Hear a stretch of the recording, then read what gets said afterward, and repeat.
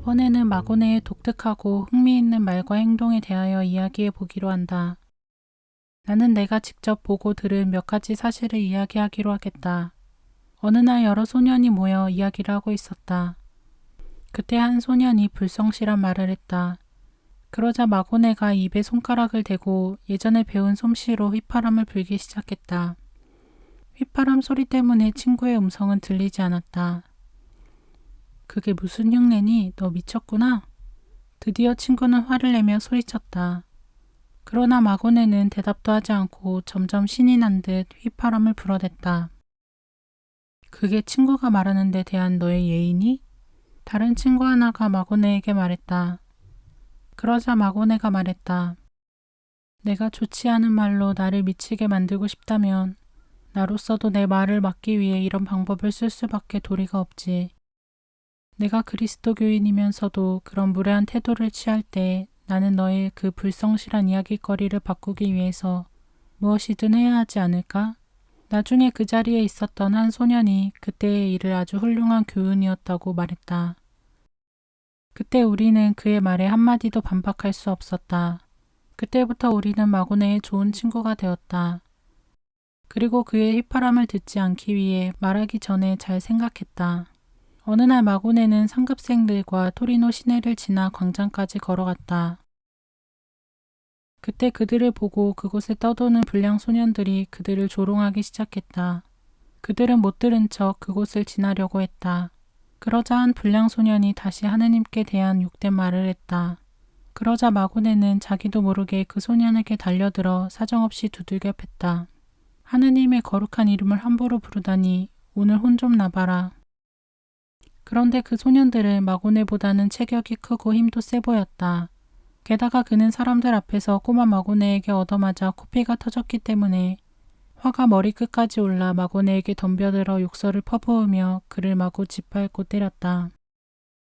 다행히 상급생이 달려들어 그들을 갈라놓았다. 마고네는 제정신이 들자 자신의 성급함을 깨닫고 불량 소년들에게 용서를 빌었다. 그리고 그는 그렇게 화를 낸 것을 부끄럽게 생각하고 상급생들의 충고를 받아들였다. 그날 이후로 그는 결코 성급히 자신의 분노를 폭발하는 행위 따위는 하지 않았다. 또 어느 날 여러 소년들이 지옥의 영원한 벌에 대해 이야기를 하고 있었다. 그때 한 소년이 농담 반 진담 반으로 이렇게 말했다. 우리들은 지옥에 절대로 떨어지지 않도록 노력해야 하겠지만 만일 불행하게 지옥에 떨어진다면 그땐 할 수 없는 일이니 참아야겠지. 그때 마고네는 아무 말 없이 자리를 떠나서 성냥을 가지고 왔다. 그리고 지옥에 관해 떠든 소년의 손가락에 성냥불을 그어 대었다. 소년이 놀라서 너 미쳤니? 하고 소리쳤다. 그러자 마고네가 말했다.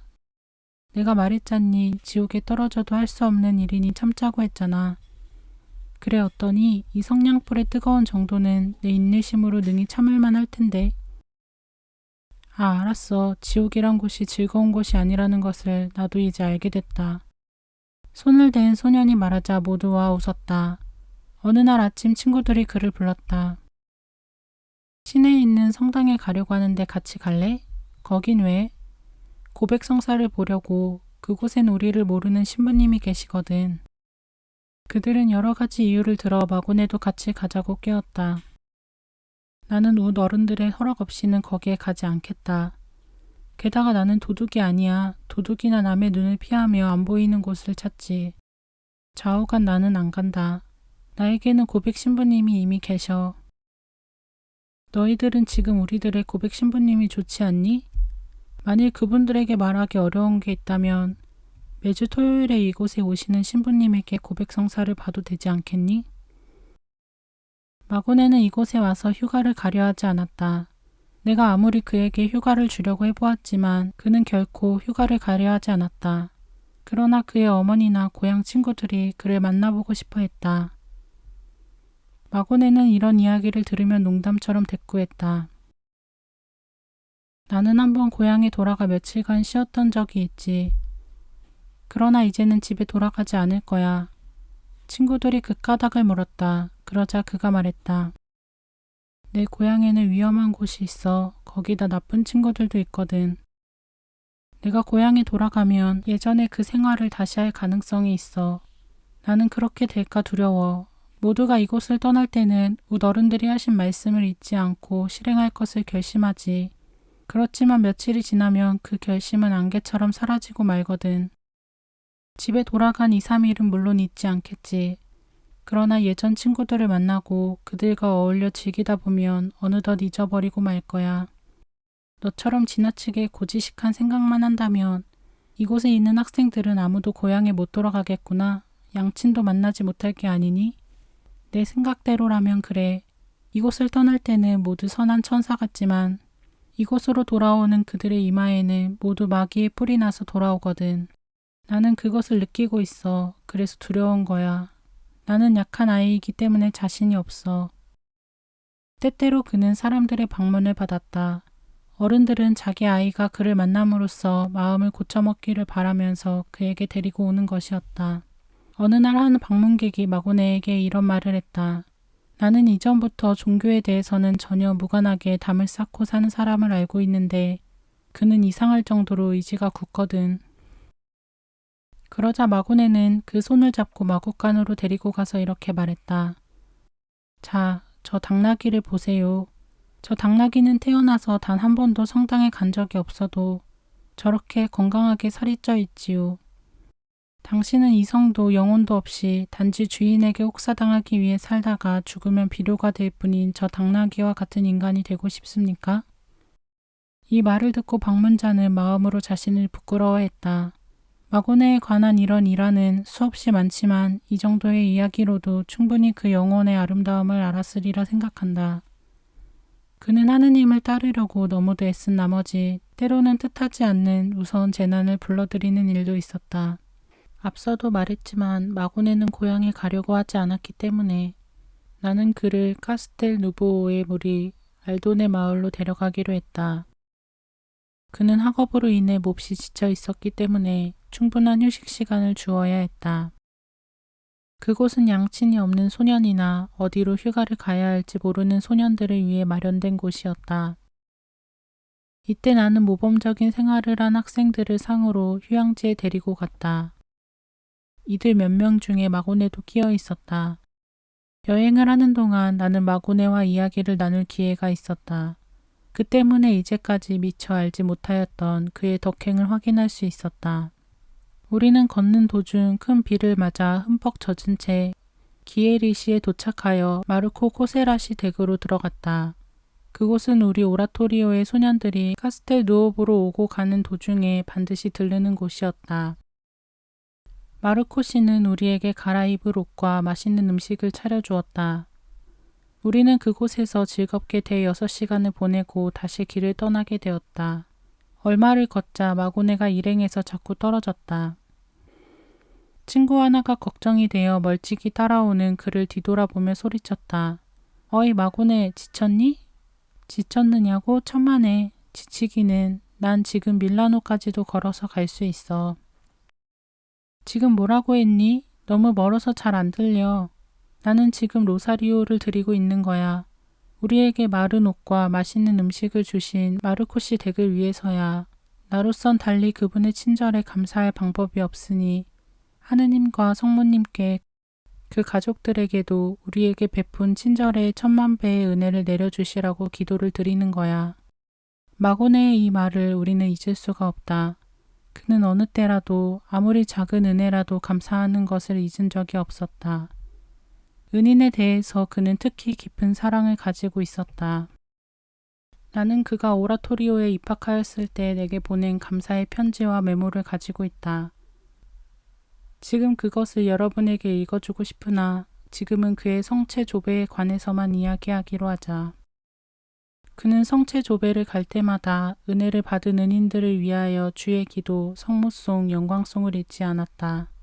그는 때때로 진심으로 나의 손을 잡고 눈에는 눈물이 가득 고인 채 나를 바라보는 것이었다. 제가 어떻게 신부님의 은혜에 보답할 수 있을까요? 신부님은 저를 이곳에 있게 해주셨어요. 저는 그 은혜에 대해 조금이라도 보답하기 위해 제 행동을 성실하고 깨끗하게 하려고 노력하고 있습니다. 그리고 하느님이 신부님의 제자들과 신부님이 하시는 일에 축복을 내려주시기를 매일 기도드리고 있어요. 그는 자신이 오라토리오에 올 때 은혜를 받은 모든 이에게 항상 감사하고 있었다. 그는 자신이 보잘것없음과 사람들에게서 입은 은혜를 조금도 부끄럼 없이 말했다. 나는 이 감사하는 마음을 어떻게 표현해야 할지 모르겠어. 나는 사람들이 내게 베풀어준 은혜는 결코 잊은 적이 없어. 나는 생명이 있는 한 은혜를 베풀어준 은인들에게 풍부한 보답이 내리기를 간구할 뿐이야. 이 감사의 마음이야말로 바로 그의 양심이었다. 휴양지에 머무는 동안 카스텔 누오보의 주임 신부가 소년들을 위해 만찬을 베풀어 준 적이 있었다. 그날 저녁에 마구네는 내게 말했다. 만일 선생님께서 허락하신다면 저는 내일 아침 이곳 신부님을 위해 영성체를 하고 싶습니다. 그분은 오늘 저희들을 위하여 훌륭한 만찬을 베풀어 주시지 않았습니까? 나는 그의 부탁을 쾌히 들어주었으며 다른 소년들에게도 그분을 위해 영성체를 하도록 권고하였다. 그리고 이것은 이후 오라토리오의 은인에 대한 하나의 관습처럼 지켜지게 되었다. 그곳에 머무는 동안 나는 그 외에도 그에 대한 많은 추억을 가지게 되었다. 어느 날 소년들은 가까운 숲으로 나가 그들이 좋아하는 것인 나뭇잎, 도토리, 버섯, 밤 등을 줍고 있었다. 모두들 즐겁게 놀고 있는 중에 마고네가 말없이 집으로 돌아가 버렸다. 친구 하나는 혹시 그가 어디 아픈 게 아닌가 하여 뒤쫓아가 보았다. 마고네는 성체 앞에 꿇어앉아 열심히 기도를 드리고 있었다. 나중에 그 친구가 까닭을 물었다. 왜 너는 갑자기 모든 사람을 떠나 성체 조배를 드렸니? 갑자기 내가 죄 중에 머물고 있는 기분이 들었어. 그래서 은혜를 보존하기 위하여 성체 안에 계시는 예수님께 힘과 용기를 주시도록 기도했던 거야. 어느 날 밤 나는 누군가가 울고 있는 소리에 잠을 깨었다. 그 울음소리가 나는 곳으로 찾아가 보니 방구석에서 소년 하나가 울고 있는 게 눈에 띄었다. 마고네였다. 그는 하늘을 올려다보며 울고 있었다. 마고네, 이런 곳에서 웬일이니? 어디 몸이라도 불편하니? 내 말에 그는 깜짝 놀라 울음소리를 죽였다. 아닙니다. 그냥 달을 바라보고 있었어요. 그런데 왜 울고 있었지? 달은 오래전부터 이 세상의 어둠을 밝혀주고 있잖아요. 한 번도 하느님의 뜻을 거역하는 일 없이 항상 어둠을 비추고 있는데 저는 이성을 지녔음에도 언제나 하느님을 거역하고 죄를 범하고 있어요. 그는 다시 흐느끼며 울었다. 나는 그를 위로했다. 겨우 그를 안정시킨 후 나는 그를 침대 위에 누이고 방을 나왔다. 겨우 14살의 소년이 하늘의 가르침을 받고 이와 같이 커다란 깨달음에 이른 것은 참으로 놀라운 일이었다. 모든 피조물이 조물주의 계명을 지키도록 정하신 하느님의 엄한 뜻을 그는 벌써부터 알고 있었던 것이다. 마고네는 휴가에서 돌아온 후 3개월까지는 별다른 일 없이 우리와 함께 살았다. 그는 특별히 큰 체구를 지니지는 않았지만 체질은 건강한 편이었고 지혜로운 아이였기 때문에 우리는 장래에 그가 훌륭한 사람이 될 것을 의심하지 않았다. 그는 공부하기를 좋아했고 그 진보는 눈부셨다. 특히 도덕 면에서는 어린 나이임에도 불구하고 다른 소년들의 모범이 되었다. 그의 성격은 밝고 쾌활하였으며 신심 깊고 열심하며 종교적인 수행이나 의무는 아무리 작고 사소한 일이라도 충실히 행하였다. 모든 사람은 그를 사랑하였고 그의 덕을 칭찬하며 그를 신뢰하였다. 그 자신도 모든 이로부터 사랑받듯 남을 깊이 사랑하였다. 우리는 그리스도인의 완전한 모범으로서 그가 오랫동안 우리 곁에 남아있기를 원했다. 그것은 그가 모든 점에서 성교회만이 아니라 세상에도 유익한 존재라고 생각하였기 때문이었다. 그러나 하느님께는 우리와 다른 뜻이 있었던 것을 우리는 모르고 있었다. 이 세상의 꽃을 천상의 꽃밭으로 옮기시려는 그분의 계획을 우리는 전혀 감지하지 못했던 것이다. 마고네 역시 자신의 죽음을 전혀 알지 못했다. 그러나 그는 완덕에 이르는 길을 걸으면서 미구에 닥쳐올지도 모르는 죽음을 준비하고 있었던 것이다. 그는 무염시태 축일을 맞아서 9일 기도를 열심히 드렸다. 그 9일간을 위해 마고네가 자신의 결심을 적어놓은 항목은 다음과 같았다. 1. 나는 내 모든 마음을 성모님께 바치기 위하여 세상의 모든 것으로부터 떠나겠습니다. 2. 죽을 때도 마음의 평화를 지니기 위하여 나는 고백합니다. 3. 나의 죄를 보속하기 위하여 나는 매일 아침 식사의 양을 줄이든가 성모님의 칠고를 묵상합니다. 그러면 성모님은 나의 슬픔을 위로해 주실 것입니다. 4. 나는 고백 신부님의 허락을 받아 매일 영성체를 하겠습니다. 5. 성모님의 영광을 위하여 매일 그분의 전달을 말하겠습니다. 6. 나는 이 결심의 기록을 성모상 앞에 바치겠습니다. 그것은 성모님에 의하여 깨끗해지기 위해서입니다. 죽을 때 성모님 앞에 나아가기 위해서입니다. 이것은 모두 지도 신부에 의해 허락된 결심의 내용이다. 이 9일 기도 동안 마고네의 행동은 모두에게 감동을 주었다. 사람들은 끝없이 기쁨에 넘쳐 흐르는 그의 얼굴과 성모님을 찬양하는 그를 바라보았다. 친구를 인도하여 자주 성체 조배를 하였고 성모님을 방문했다. 또한 자신에게 주어진 과일이나 사탕을 남에게 덜어주고 또 이 9일 기도를 드리는 동안에 받은 십자가나 메달, 상본 등을 나누어 주는 행사에서 마고네는 자신의 차례가 돌아오면 다른 친구에게 양보했다. 많은 학생들은 이러한 그의 행동을 자신들도 본받으려 했었다. 크리스마스의 9일 기도 동안에도 마고네는 앞서 행한 9일 기도와 다름없이 열심히 행하였다. 그 첫째 날 그는 말하기를 나는 이 9일 기도를 바치는 동안 선행을 하기 위하여 모든 노력을 할 것입니다. 그것은 하느님이 나를 불쌍히 여기시고 하느님의 성자가 다시 큰 은혜로 내 마음에 새롭게 탄생하기를 간구하기 때문입니다. 라고 하였다. 12월 마지막 날에 지도 신부는 한 해 동안 하느님의 은혜에 감사를 바치고 새로운 해에도 하느님의 은혜 중에서 지낼 수 있도록 힘껏 노력을 기울여야 한다고 훈시했다.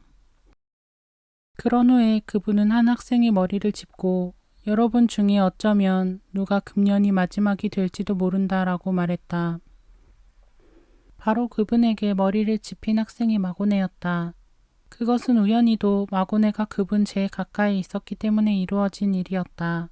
그러나 마고네는 몹시 놀란 표정으로 나는 알았다. 금년 안으로 영원한 나라로 출발해야 하는 사람은 바로 나다 라고 말했다. 모든 이들은 그의 말을 농담으로 알아들었기 때문에 웃었다. 그러나 마고네는 이 말을 자신에게 다짐하듯 되풀이했다. 그러나 이 죽음의 예감도 그를 두렵게 하지는 않았다. 오히려 그는 지금보다 더욱 성실히 자신의 의무를 행했다.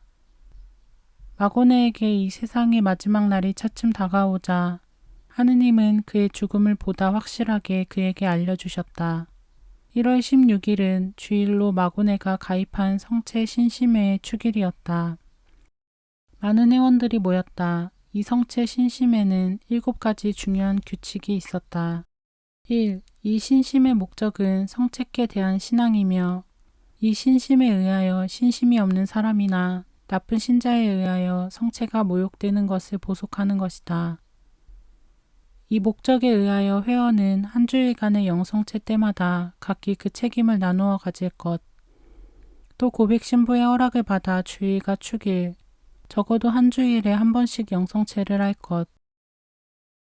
3. 회원은 성체께 대한 영광을 위하여 모든 예절을 기쁘게 준비할 것, 즉 미사나 성체 강복에 복사하고 병자 성사를 할 때는 같이 가줄 것이며 또 성체를 조배할 것. 4. 각 회원은 미사의 예절을 엄숙하게 행하기 위하여 미사 봉헌에 대해 연구하고 그 숭고하고 깊은 의미를 복사로서 말을 분명히 할 것. 5. 한 주일에 한 번 모임을 가질 것. 회원은 각기 규칙을 정확하게 지키고 각기 그 의무에 대하여 토의할 것. 6. 원래 혼화는 성체 조배에 관하여 할 것. 각 회원은 영성체에 대하여 서로 권고하도록 하고 또한 첫 영성체를 하는 이들을 도와주며 지도할 것.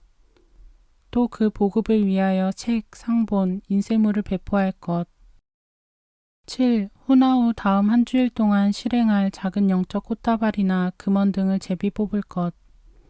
기도와 독서 후에 회원들은 각기 작은 꽃다발이나 금원 등을 제비 뽑아 다음 한 주일간의 실행을 목표로 정하였다. 마고네는 자신의 차례가 되어 금원 하나를 뽑았다. 거기에는 사람은 다만 혼자 하느님 대전에 나가 그의 심판을 받는다고 쓰여 있었다. 마고네는 그 쪽지를 읽으며 감동하여 다음과 같이 친구에게 말했다. 이것은 반드시 준비하라는 하느님의 말씀에 틀림없어. 그리고 지도 신부 앞으로 걸어 나갔다. 그리고 자신이 뽑은 쪽지를 보이며 신부님, 이것은 하느님 앞으로 나갈 준비를 하라는 하느님의 부르심으로 생각됩니다 하고 말했다. 지도 신부는 그에게 차근차근 죽음의 뜻과 아울러 죽음을 준비한다는 것은 예수님도 그 복음 안에서 몇 번이고 말씀하셨던 일이었다고 마고네에게 그 깊은 뜻을 말해주었다. 저는 얼마나 살 수 있을까요? 우리는 하느님이 생명을 주신 날까지 살 수 있을 것이다. 저는 올해 1년간을 살 수 있을까요? 안심하여라. 우리들의 생명은 모두 하느님의 손안에 맡긴 것이다. 하느님은 우리의 생명이 다하는 시간을 알고 계시지만 우리는 천국에 가기 위해 그 시간을 알 필요는 없다. 다만 선행으로 좋은 죽음이 되기 위해 노력하면 되는 것이다. 그때 그는 슬픈 표정으로 물었다. 신부님이 확실하게 말씀하시지 않는 것은 제 죽음의 날이 가까웠기 때문이죠. 나는 내 죽음의 날이 그렇게 가까이 왔다고는 생각하지 않는다.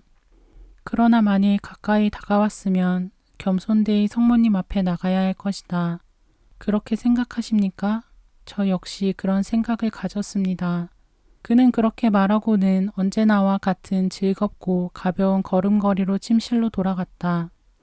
월요일에도 화요일에도 그 다음 수요일 아침에도 마고네는 밝고 건강한 얼굴로 조금도 변한 곳 없이 즐겁게 자신이 할 일을 찾아 했다. 수요일 오후 나는 그가 발코니에서 친구들이 노는 것을 내려다보고 있는 것을 보았다. 지금 생각해보면 그때 그는 이미 몸에 이상이 있었던 것이다. 우애 깊은 그가 친구들이 노는 것을 바라만 본다는 것이 바로 그 조짐이었음을 우리는 모르고 있었다. 1859년 1월 19일 수요일 저녁, 나는 마고네에게 어디 불편한 곳은 없니? 하고 묻자 그는 대단한 것은 아니지만 몸이 조금 불편합니다 하고 대답했다. 약을 주자 그는 곧 잠이 들었다. 다음날 그는 여느 날처럼 미사에 참석하고 영성체도 했다. 그는 목요일의 영성체를 연옥에 있는 영혼들을 위해 바쳤다. 휴식 시간에는 몹시 피곤한 모습으로 있었다. 나는 혹시 기생충에 감염되지 않았나 하여 물약을 조금 먹이고 의사를 불렀다. 의사는 진짜로 별로 큰 이상은 없다고 말하며 회충약을 조금 먹여보라고 권했다. 그 무렵 마고네의 모친이 우연히 토리노에 와 있었다. 문병을 온 모친은 마고네가 어렸을 때부터 회충으로 고생을 하였으며 그때마다 물약을 먹이면 잘 들었다고 말했다. 금요일 아침 영성체를 하려고 침대에서 내려오려던 마고네는 자신이 도저히 일어날 수 없음을 깨달았다. 그때까지는 그리 위급한 상태 같지는 않았다. 그러나 오후 2시쯤 되자 그의 상태는 급변했다. 전가를 받고 나는 즉시 그를 방문했다. 그는 호흡이 곤란했고 피가 섞인 가래를 뱉어내고 있었다. 나는 그의 용기를 돋우어 주려고 했다. 어디 아프니? 숨이 조금 가쁠 뿐 아무렇지도 않습니다. 그는 억지로 대답했으나 나는 그가 위독한 상태라는 것을 깨닫고 즉시 의사를 부르도록 명했다. 그의 모친이 성사를 보겠니? 하고 묻자 그는 네 어머니, 저는 어제 아침 고백성사를 보고 성체를 영했습니다. 그러나 병이 좋지 않은 것 같으니 다시 한번 보도록 하지요. 하고 대답했다. 그는 오후 6분 준비를 한 후에 성사를 받았다. 그리고 웃으며 조용히 말했다. 아무도 모르겠지만 이것은 저의 죽음에 대한 준비입니다. 그래, 그렇다면 너는 병이 낫는 것과 죽어서 천국에 가는 것과 어느 쪽이 기쁘냐? 그것은 하느님이 정하실 일이라고 믿습니다. 저로서는 하느님을 기쁘게 해드리는 것만이 기쁨입니다. 그래도 하느님이 내게 택하라고 하신다면 어느 쪽을 택하겠니? 회복이냐 천국이냐? 천국을 택하지 않는 자는 미친 자일 것입니다. 그렇다면 너는 천국을 원하는구나. 저는 천국에 가기를 간절히 원합니다. 저는 오래전부터 이 은혜를 원하고 있었습니다.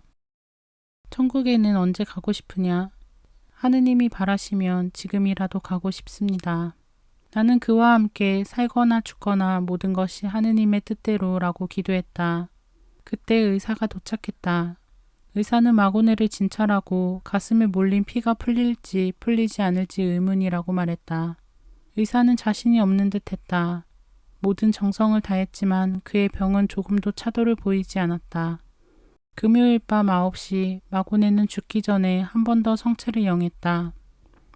저는 오늘 아침 영성체를 할 수 없었습니다. 지금 무척 성체를 영하고 싶습니다. 그는 천사와 같은 마음으로 영성체를 바라고 있는 듯 했다. 영성체 때 그는 모든 사람에게 둘러싸여 말했다. 나를 위하여 여기에 있는 모든 친구들이 기도해 주기를 권하여 주십시오. 이것은 나의 마지막 영성체입니다. 예수님이 그 성체 안에서 영원한 나의 벗이 되어주도록 여러분들의 기도를 청합니다. 사람들은 그가 영성체를 하자 모두 하나가 되어 그의 기도를 도와주었다. 15분쯤 걸려 그의 기도는 끝이 났다. 사람들은 이것이 그의 마지막 영성체라고 생각했다. 얼마 후 그는 자신의 기도가 받아들여진 것을 기뻐했다. 그리고 말했다. 지난 주일 쪽지에 적은 글에는 잘못이 있습니다. 저는 다만 저 혼자서 하느님의 심판을 받게 되어 있다고 거기에 쓰여 있었습니다만 그것은 잘못된 것입니다. 저는 혼자가 아닙니다. 성모님께서 함께하고 계십니다. 그러니까 저는 조금도 무섭지 않습니다. 성모님은 친히 하느님의 대전에까지 저를 인도하시는 것입니다. 밤 10시 그의 병세는 더욱 악화되어 갔다. 나는 그날 밤 만약에 일어날 일에 대비하여 짜치니 신부와 간호원에게 밤중까지 그의 곁에 있어주도록 부탁했다. 또 다른 신부와 간호원에게는 다음날 낮까지 돌보아 주도록 부탁했다. 그러나 나는 그렇게까지 그의 죽음이 임박해 있으리라고는 생각하지 못했다. 나는 그에게 말했다. 마고네야, 그동안 좀 자거라. 잠깐 방에 다녀올 테니 함께 있어 주십시오. 그는 내가 있어주기를 몹시 바라는 표정으로 말했다. 아주 잠깐 성물일도를 바치고 올 거야. 즉시 돌아오겠다. 곧 돌아오셔요. 나는 조금이라도 상태가 변하면 내게 알려달라고 부탁하고 방을 나왔다. 나는 무척 그를 사랑했다. 그가 이 세상을 떠날 때 그의 곁에 있어주고 싶었다. 그러나 방에 도착하자마자 즉시 그의 임종이 가까웠다는 소식이 왔다. 나는 급히 그에게 달려갔다. 병세는 이미 어쩔 수 없는 지경에 다다라 있었다. 차치니 신부는 그에게 병자성사를 주고 있었다. 그때까지 그의 의식은 분명했다. 그는 사제가 기도하는 것에 꼬박꼬박 대답하며 감사의 기도를 바치고 있었다. 입술에 성유를 바르자 그가 말했다. 오 주님이시여, 제가 당신을 처음 거역하던 그날 제 혀를 잘라주셨으면 저는 죄를 범하는 일이 없었을 것이며 행복하게 지낼 수 있었을 것입니다. 주여, 제 입으로 범한 죄를 사하여 주십시오. 저는 진심으로 용서를 청합니다. 손에 성유를 바르자 어렸을 때 나는 이 손으로 얼마나 많은 아이들을 때렸던가. 오 주여, 저의 죄를 용서하여 주십시오. 그리고 친구들을 저보다 더 착한 사람으로 인도하여 주십시오. 라고 했다. 병자 성사가 끝난 후 나는 그에게 마고네 어머니를 부를까? 하고 물었다. 그의 어머니는 아들의 병세가 이렇게 나빠지리라는 생각은 전혀 하지 못하고 그의 옆방에서 잠이 들어 있었다. 아닙니다. 제가 죽는 것을 보여 괴롭혀드리고 싶지 않습니다. 불쌍하신 어머니, 하느님이 어머니를 강복하여 주시기를 저는 천국에 가서도 어머니를 위하여 기도하겠습니다. 나는 그가 잠시 침묵하자 그에게 교황님의 전대사를 받기 위한 준비를 하라고 권했다. 그는 기쁘게 그 준비를 했다. 기도 후에 조금 쉬면서 옆으로 조용히 누워 눈을 감고 있다가 어느새 눈을 떴다. 그의 얼굴을 보고 나는 깜짝 놀랐다. 그의 맥은 이미 약해져 죽음이 그의 전신에 고루 퍼져 있었다. 그러나 그의 얼굴은 환하게 빛나고 아름다운 미소가 담겨 있었다. 그것은 괴롭지 않아서가 아니었다. 오히려 그의 호흡은 몹시 거칠어 숨을 헐떡이고 있었다.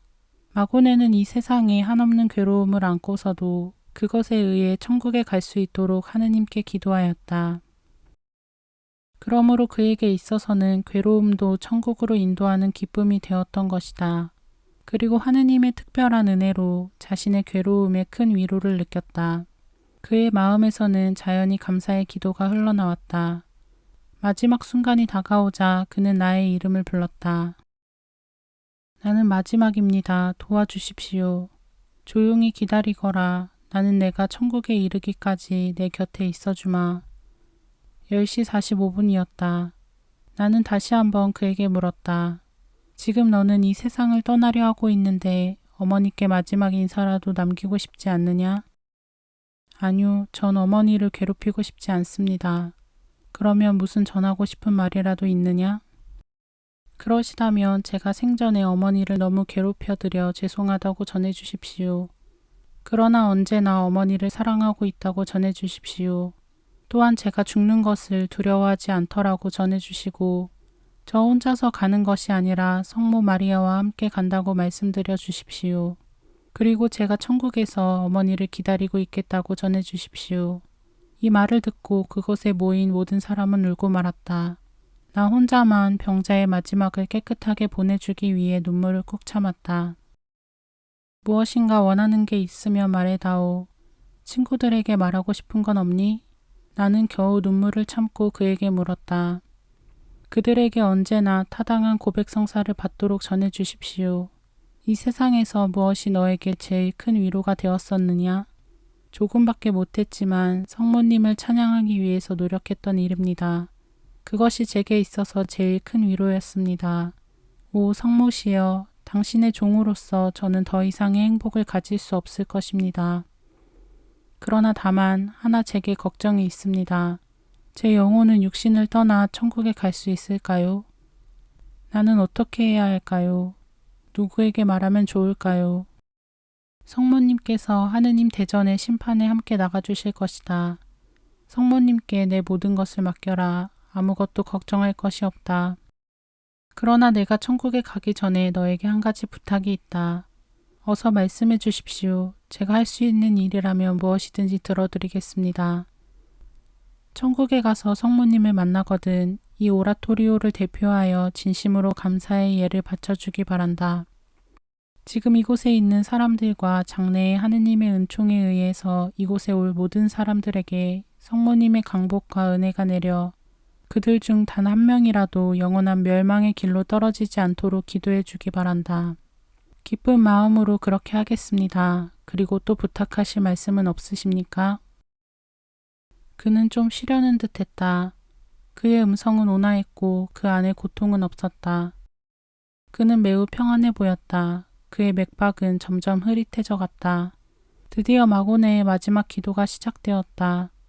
이 기도를 드리는 중간에 마고네는 잠시 깊은 잠에서 깨어난 듯 나를 바라보며 똑똑하게 말했다. 그의 입술에는 미소가 떠올랐다. 잠시 후에 저는 신부님의 말씀을 성모님께 전하겠습니다. 저는 될 수 있는 대로 정확하게 전하려고 합니다. 모든 이에게 제가 천국에서 기다리고 있겠다고 전해 주십시오. 그리고 그는 십자가를 쥐고 3번 입을 맞춘 후 말했다. 예수, 마리아, 요셉이여, 나의 영혼을 당신들의 손에 맡기나이다. 이것이 그의 마지막 말이었다. 그는 미소를 띤 채 평안히 숨을 거두었다. 1859년 1월 21일 밤 11시였다. 그때 그의 나이는 14살이었다. 그는 조금도 괴로움이 없었다. 영혼이 육신을 떠날 때 그 무서운 경련도 없었다. 주위에 있던 모든 이가 울었다. 그러나 그것은 슬픔의 눈물이라기보다 감동의 눈물이었다. 그의 깨끗한 운명에 대한 그리움이었다. 짜찌니 신부는 억제할 수 없는 감동을 억누르며 말했다. 오 죽음이여, 너는 저 죄 없는 영혼에 대한 벌이 아니다. 그보다는 오히려 영혼의 은인이다. 그것은 절대로 잃어버릴 수 없는 행복의 문을 열어주기 때문이다. 아, 사랑하는 마고네여. 지금 너의 영혼은 하느님의 심판을 받았을 것이다. 그리고 성모님에 의하여 인도될 것이다. 그 기쁨에 찬 천국에 사랑하는 마고네여, 영원히 그곳에 살며 우리를 위하여 기도해다오. 너의 영원한 휴식을 확인하기 위하여 우리들은 하느님께 열렬한 기도를 드리겠다. 그것은 너에 대한 우리들의 한없는 우정의 표시다. 다음 날 아침 일찍 신신 깊은 마고네의 어머니는 아들의 병세가 어떤지 알아보기 위하여 병실로 가려 했다. 그러나 그녀는 그 전에 이미 아들이 죽었다는 소식을 들었다. 그때까지 이 용감한 어머니는 결코 눈물을 보이지 않았다. 그러나 결국 억제할 수 없어 부르짖었다. 오 주여, 당신은 이 세상의 모든 만물의 주인이십니다. 사랑하는 마고네야, 너는 이제 죽어 내 곁을 떠났구나. 그러나 너의 죽음은 하느님과 훌륭한 선생님에 둘러싸인 아름다운 죽음이었어. 마고네야, 주의 기쁨 가운데 언제까지나 편히 쉬거라. 그리고 나를 위해 기도해다오. 엄마는 지금도 널 사랑하고 있단다. 그리고 내가 많은 성인들과 함께 천국에 살고 있음을 믿는다. 나는 이 세상에 살고 있는 동안 너를 위해 계속 기도하겠다. 그리고 너와 함께 천국에서 살 그날을 기다리고 있겠다. 그리고 그녀는 마음껏 울었다. 그리고 얼마 후 눈물을 닦으며 조용히 성당으로 갔다. 그곳에서 어머니는 위로와 힘을 얻으려고 했다. 마고네의 죽음은 오라토리오 학생들과 그를 아는 모든 이에게 깊은 슬픔을 안겨주었다. 사람들은 그의 아름다운 마음씨와 덕을 추모했다. 다음 날 마고네의 친구들은 신심으로 가득 찬 깨끗한 하루를 보냈다. 그들은 죽은 벗을 위하여 로사리오를 바치고 연도를 바쳤다. 그리고 많은 사람들이 고백 성사를 받고 성체를 영했다. 그리고 친구를 생각하고 실컷 울었다. 그러는 중에도 그는 지금 우리의 친구는 도미니코 사비오와 더불어 천국에 있다 라는 말로 서로를 위로했다. 마고네가 죽은 다음 날 토요일, 우리는 여전히 같은 하루를 보냈다. 나는 수업에 들어갔다. 작문 시간이었다. 그리고 마고네의 빈자리를 바라보며 나는 생각했다. 예전에 이 자리에 앉아있던 소녀는 이곳에 없지만 반드시 천국에 있을 것이다. 그러나 역시 나는 슬펐다. 그의 그부들도 모두 나와 같은 생각에 잠겨 있었다. 그들도 나와 같이 슬픔을 억지로 참고 있어 건드리면 금방이라도 울음이 터질 것 같은 얼굴들을 하고 있었다. 우리 모두가 그를 사랑하고 있었던 것이다. 어느 누가 그처럼 사랑스럽고 착한 소년을 사랑하지 않을 것인가. 살아있을 때 그의 신심은 죽은 뒤에 더욱더 모든 이의 존경을 불러일으켰다. 그부들은 그가 살아있을 때 쓰던 공책을 한 장씩 뜯어서 나누어 가졌다. 그들 중에 한 학생이 마고네의 작은 수첩을 가지게 되었다. 거기에는 마고네의 이름이 적혀있고 지난해의 장문이 쓰여 있었다.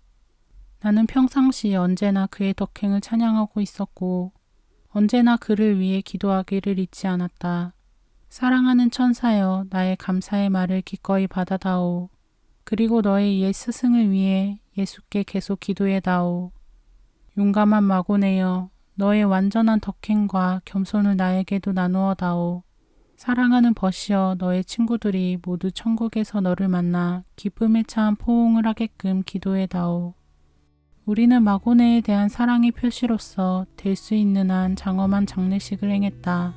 커다란 초를 환하게 켜놓은 관을 중앙으로 장례의 노래와 악기들의 음률이 무덤까지 이어졌다. 우리는 그와 함께할 그날을 기대하며 그와의 마지막 이별을 나누었다.